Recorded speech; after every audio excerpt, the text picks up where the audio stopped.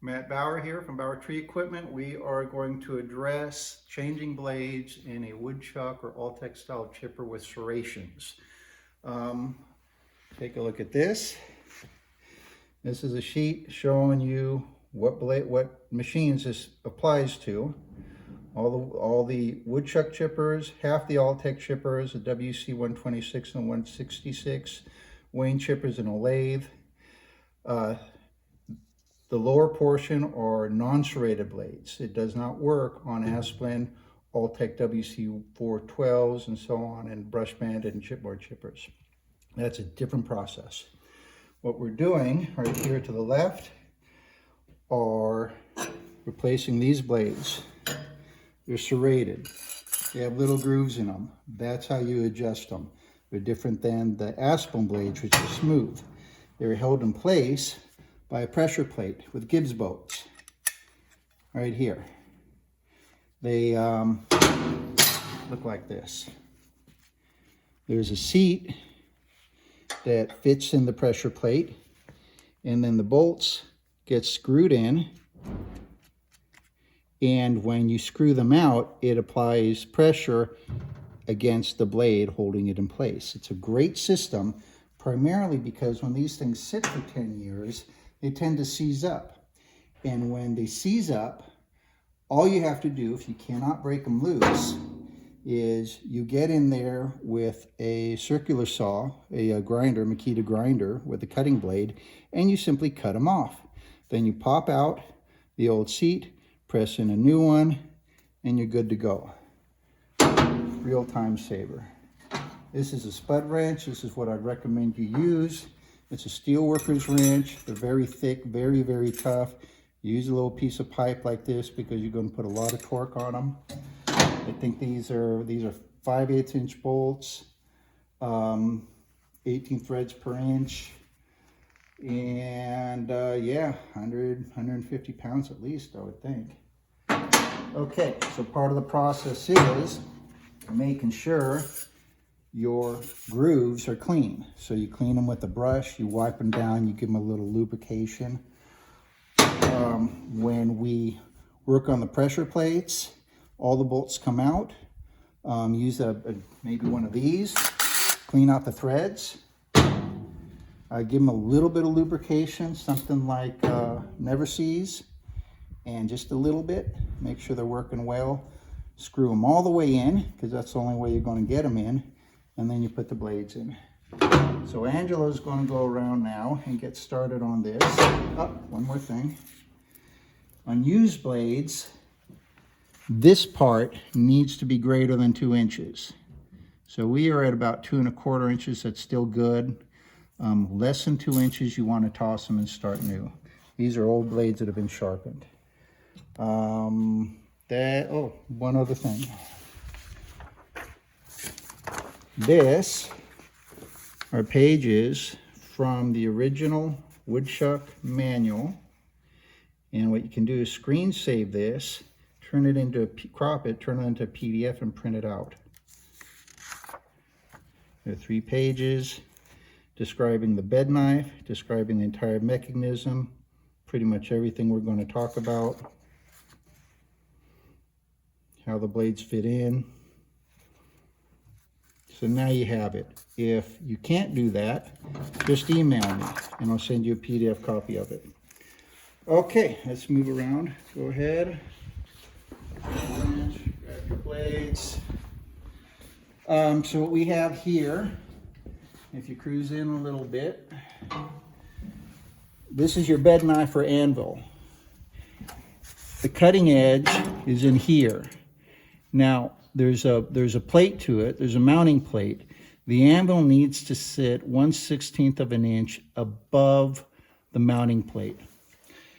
It's difficult to get a feeler gauge in there, but if you have a piece of metal that's 1/16 of an inch thick, you can place it in and just use your fingers to feel it and see what kind of clearance you have.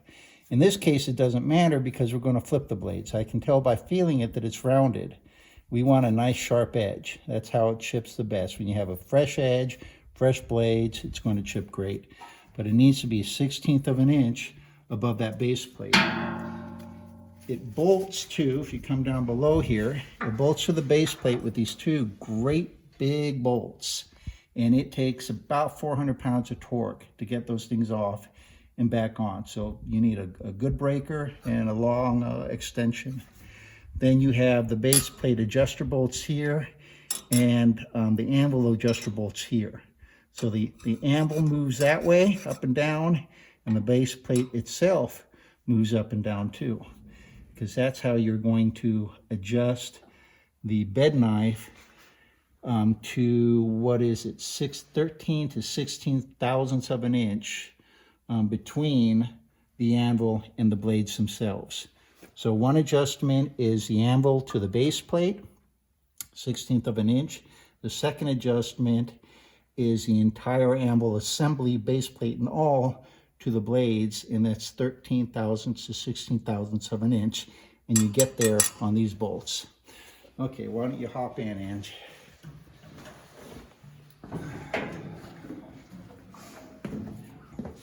Now what we've already done, matter of fact, I'll have Angela spin this around. Let's show them. All right, this is your blade setup. We haven't pulled these out. You can see where the Gibbs nuts sit in there and how you'd cut them out if you had to. What we do, the other adjustment, is right here. You count 4 serrations from the edge of the drum out. 4 serrations, that's the proper distance for the blades to be sticking out of the drum. At that point, you bring the anvil back up once all the blades are in. You can see the serrations here. Those have to be thoroughly cleaned out. Angela uses a wire brush and a scraper, a little pick. I tend to lubricate them. I want to make sure they're all nice and clean. If you find little spots that are little bits of rust or whatever, you got to clean it up. And then there's also a groove right here that the gib boat fits in, and that has to be cleaned too. Now I believe we cleaned that, correct? Yep. Okay, the pressure plate's all ready to go. The bolts are all lubricated. We're going to turn it, oh, show them the lock too. Go around to the right side. On these particular chippers, there's a locking pin. Some chippers don't have that, but this is an Altec 126, WC-126, and it does. So that plate goes in first.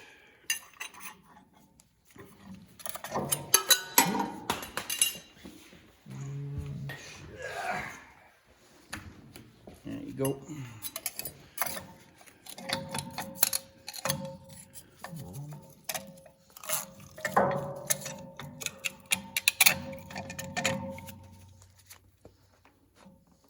So he's securing it first in the groove.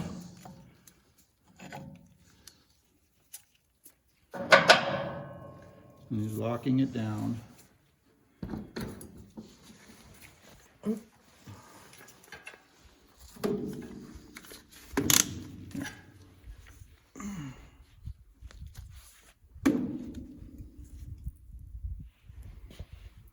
Now he's counting the grooves to make sure, and how he moves it side by side like that is to make sure that they're in the groove. If you cross those grooves up, you got a real problem. Your blade won't be fit and held in place properly. So all along the process, as you tighten it, you want to make sure you can move it back and forth. It's a little awkward getting them.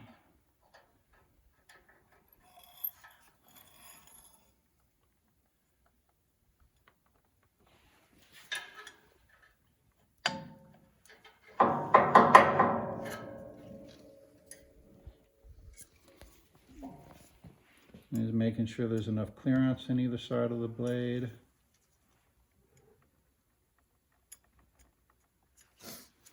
Two, three, four, right here.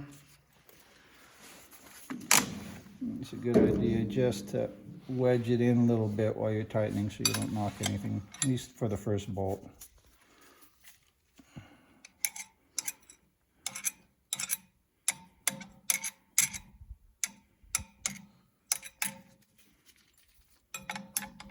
So as you're facing it, tightening is clockwise, loosening is counterclockwise.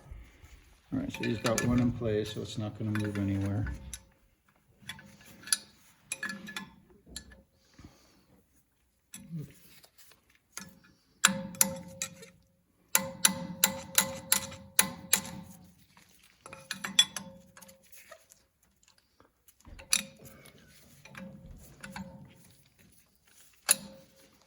And you want to be really careful. You're wrenching towards the blades. So be very careful you don't slip, because if you hit those blades with any kind of force at all, they're extremely sharp and they will cut you right to the bone. And then you'll have a bloody mess and some stitches to deal with. So that's just about it. He's going to go ahead and tighten these up. Once he gets to the torquing part, he'll use that wrench, or the extension on the end of the wrench. And again, you're putting considerable weight. You want at least 100 pounds, maybe more. The big tough bolts, they can take a lot. And I think that's it. So why don't you come back over here. And again, this is Matt Bauer from Bauer Tree Equipment. And this is how to install and adjust blades and Bedknife on an Altec. This is an Altec WC-126, but this applies to a whole array of other chippers with serrated blades. Signing off. Thank you for watching. Bye-bye.